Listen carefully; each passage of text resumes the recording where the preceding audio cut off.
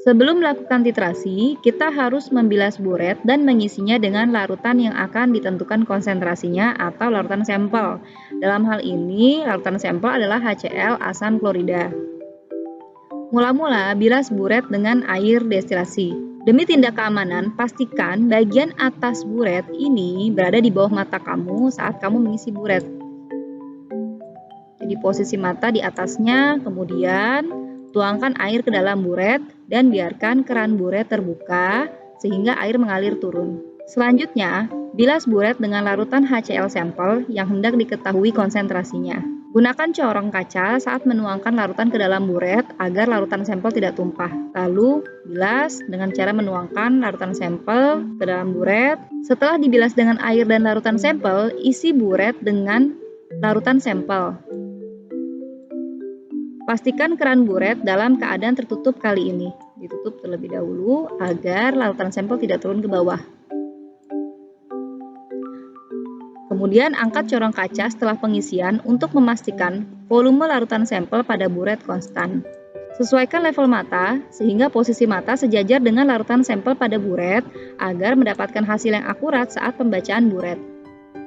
Di sini adalah posisi larutan sampel, maka posisi mata dibuat sejajar dengan larutan sampel. Kita akan memulai percobaan titrasi. Berikut ini adalah panduan cara pembacaan buret.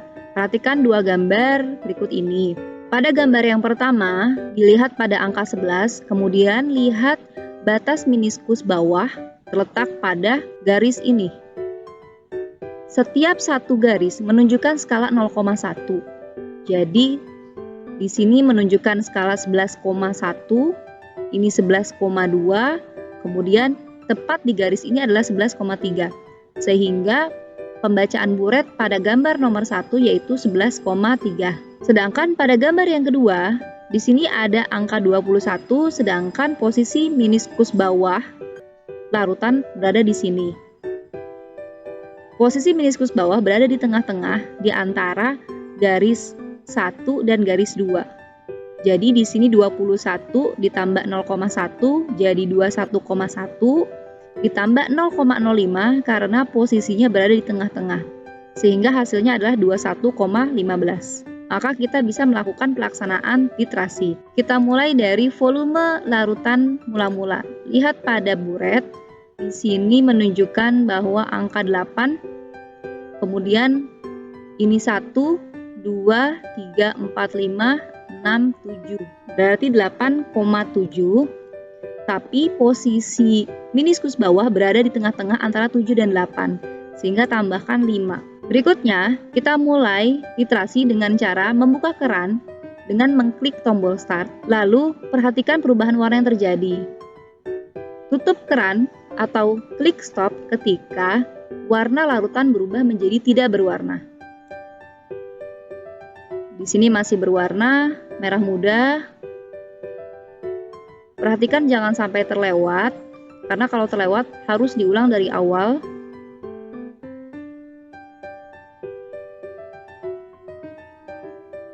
Masih berwarna merah muda. Kemudian sudah terlihat perubahan, tunggu sampai perubahannya stabil, lalu klik stop. Kemudian baca volume pada buret. Di sini angka 25, kemudian ini 1, 2, 3, 4, 5, 25,5, 25,6, 25,7. Kita masukkan angka 25,7. Setelah memasukkan angka 25,7, hitung volume yang ditambahkan dengan cara mengurangi volume akhir dengan volume awal, yaitu 25,7 dikurang 8,75. Hasilnya adalah 16,95. Kolom pertama pada tabel ini adalah simulasi atau uji coba.